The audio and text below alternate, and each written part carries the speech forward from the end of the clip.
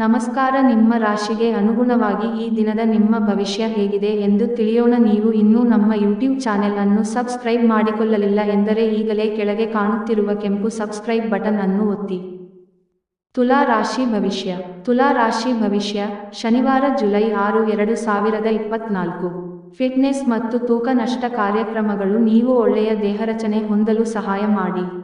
ಇಂದು ನೀವು ಅನಗತ್ಯವಾಗಿ ಹಣವನ್ನು ಖರ್ಚು ಮಾಡುವುದನ್ನು ನಿಲ್ಲಿಸಬೇಕು, ಇಲ್ಲದಿದ್ದರೆ ನಿಮ್ಮ ಹತ್ತಿರ ಹಣದ ಕೊರತೆ ಇರಬಹುದು.